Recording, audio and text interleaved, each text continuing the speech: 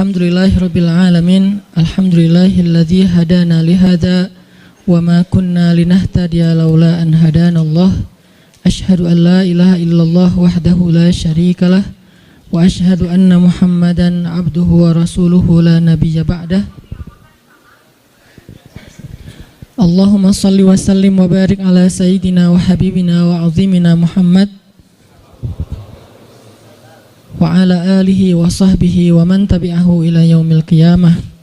Rabbi syrah li sadri wa yassir li amri wa hlul 'uqdatan min lisani yafqahu qawli. Qala Allah ta'ala fil Qur'anil Karim, a'udzu billahi minasy syaithanir rajim. Bismillahirrahmanirrahim. Wa kullan naqussu 'alaika min anba'ir rusuli ma nuthabbitu bihi fu'adak wa ja'aka fi hadhil haqqu wa maw'izatun wa dzikra lil mu'minin. Dan semua kisah-kisah Rasul kami ceritakan kepada engkau Muhammad, agar dengan kisah itu kami teguhkan hatimu, dan di dalamnya telah diberikan kepada engkau kebenaran, nasihat, dan juga ada peringatan bagi orang-orang yang beriman. Bismillahirrahmanirrahim. Nahnu naqussu 'alaika ahsanal qasasi bima awhayna ilaika hadzal Qur'an wa in kunta min qablihi laminal ghafilin. Kami menceritakan kepada engkau Muhammad kisah yang paling baik dengan mewahyukan Al-Quran ini kepadamu, dan sesungguhnya sebelum itu engkau termasuk orang-orang yang tidak mengetahui. Shadaqallahul azim. Teman-teman sekalian, alhamdulillah kita bisa kembali bertemu dan bermajelis dalam halaqah ilmu setiap Rabu malam ini. Dan di akhir tahun ini kita memulai satu halaqah baru dalam kajian sharing Rabu malam, yaitu halaqah Darsus Sirah atau mempelajari Sirah Nabawiyah. Kita coba untuk mendalami kisah-kisah atau cerita dan sejarah dari kehidupan orang yang paling mulia, yang paling agung, yang rasa-rasanya nggak ada yang lebih pantas untuk kita pelajari kehidupannya dan kita kenal sosoknya daripada Muhammad Rasulullah SAW. Sampai targetnya apa? Sampai kita bisa mengenal Nabi lebih daripada kita mengenal keluarga kita. Itu baru kita disebut dengan orang yang mencintai Nabi. Jadi kalau kita bilang mencintai Nabi tapi kita nggak terlalu kenal Nabi, cuman tahu namanya dan tahu sepenggal dua penggal kisah yang nggak terlalu jelas tentang beliau, kayaknya ucapan kita itu belum terbukti. Karena orang yang mengenal seseorang baru disebut mengenal kalau dia tahu betul tentang cerita orang itu. Misalnya kita mengatakan saya kenal fulan, saya sahabatnya fulan, apalagi sampai mengatakan saya mencintai fulan. Kita nggak mungkin mengatakan itu kalau kita nggak kenal orangnya. Kalau sampai kita mengklaim mengenal Nabi tapi kita nggak tahu apa-apa tentang Nabi kecuali secuil kisah, berarti jangan-jangan kita belum jujur. Nah, harusnya seperti apa kita mengenal Nabi? Kalau seandainya kita mau melihatnya dari angle yang benar, harusnya kita mengenal Nabi lebih daripada kita mengenal keluarga kita. Karena ketika Umar bin Khattab datang kepada Nabi dan mengatakan, "Ya Rasulullah, aku mencintaimu lebih daripada apapun selain diriku," maka Nabi mengatakan, "Belum cukup wahai Umar." Lalu Umar meralatnya mengatakan, "Aku mencintaimu lebih daripada diriku sendiri," maka kata Nabi, "Al-an ya Umar, sekarang baru cukup wahai Umar." Salah satu pelajaran dalam adegan itu adalah harusnya kita mengenal Nabi bahkan lebih daripada diri kita sendiri. Kita mengenal Nabi lebih daripada keluarga kita. Seperti apa kita mengenal ibu kita, ayah kita, pasangan kita buat yang udah punya pasangan, atau anak-anak kita. Maka kita belajar mengenal Rasulullah SAW lebih daripada mereka semua. Seorang ibu tahu betul karakter anaknya. Seorang ayah tahu betul tentang kebutuhan anak-anaknya. Seorang suami atau istri tahu betul tentang sifat pasangannya. Anak tahu betul apa yang baik untuk orang tuanya, apa yang menyenangkan hati orang tuanya, dan seterusnya. Maka harusnya kita lebih tahu betul tentang Nabi daripada keluarga kita. Ini salah satu goalsnya, sampai kita bisa mengenal Nabi lebih daripada keluarga kita sendiri. Dan ini bukan hanya buat teman-teman di sini, tapi juga buat saya pribadi. Sambil saya menyampaikan, karena ini bukan dari saya hanya menerjemahkan bacaan dan wawasan yang saya dapatkan, baik ketika dulu masih belajar di Al-Azhar maupun sampai sekarang karena jadi murid itu seumur hidup terus belajar ke dalam bahasa yang mungkin mudah-mudahan bisa lebih mudah kita fahami tentang sirah Nabi. Sehingga kita sama-sama nanti satu saat makin lama makin kenal dengan Nabi, makin tahu tentang Nabi, sampai bukan hanya yang zahirnya. Karena seperti yang saya pernah sampaikan, sunnah Nabi itu ada 3. Hanya dari 3 ini mungkin 2 sering dibahas, tapi yang ketiganya jarang dibahas. Ada sunnah surah penampilan Nabi. Sebagian dari penampilan Nabi hukumnya wajib diikuti, sebagian yang lain hukumnya sunnah diikuti. Artinya penampilan Nabi itu banyak dibahas, tentang jenggotnya, tentang sorbannya, tentang jubahnya, tentang sendalnya, dan seterusnya. Kemudian yang kedua, sirah perbuatan Nabi. Kehidupan Nabi secara zahir, cara tidur Nabi, cara berdiri Nabi, cara jalan Nabi, sikap Nabi, marah Nabi, dan seterusnya. Sirah aktivitas Nabi, termasuk jihadnya Nabi, dakwahnya Nabi, kehidupan pribadi beliau, kehidupan keluarganya, kehidupan masjidnya, kehidupan tetangganya, kehidupan masyarakatnya, dan seterusnya. Sirah itu banyak dibahas, dan sekarang pun kita sedang membahas itu. Tapi ada satu hal yang jarang dibahas, sarirahnya Nabi. Jadi ada surah, ada sirah, ada sarirah, perasaan Nabi.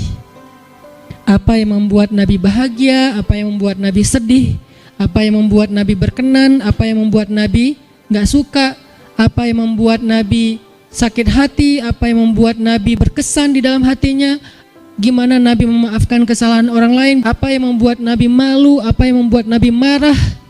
Semua itu masuk dalam kategori sarirah. Gimana Nabi orangnya sangat menjaga perasaan, sehingga paling gak suka menyinggung orang lain atau memberatkan orang lain, membebankan orang lain. Itu namanya sarirah. Kita sampai kalau bisa mengenal sarirahnya Nabi, bukan hanya surah dan sirah, tapi sampai sarirah. Karena kalau kita nggak belajar sarirah Nabi, kita hanya belajar kulitnya, yaitu yang tampak saja. Jangan-jangan semakin kita mengetahui sunnah Nabi, semakin kita jadi bikin orang nggak nyaman, semakin galak, semakin eksklusif. Bahkan jangan-jangan gak sengaja kita semakin merasa paling benar.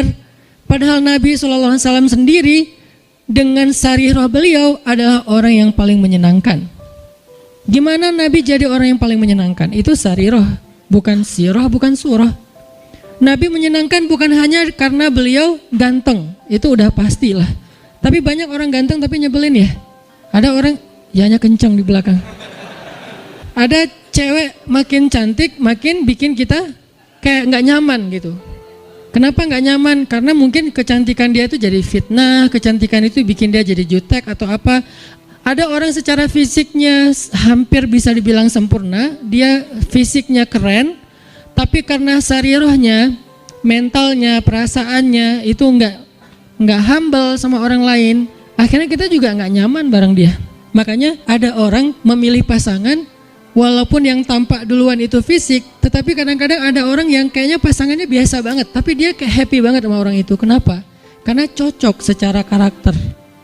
Nah artinya mungkin kita wawasan tentang Nabi itu bagus, surahnya kita mencontohkan Nabi itu hampir sempurna, karena nggak ada yang sempurna Nabi pastinya. Cuman kok nggak bisa bikin orang nyaman? Jangan-jangan kita tahu banget surah, belajar banyak sirah tapi hampir kurang aware tentang sarirahnya Nabi, perasaan Nabi.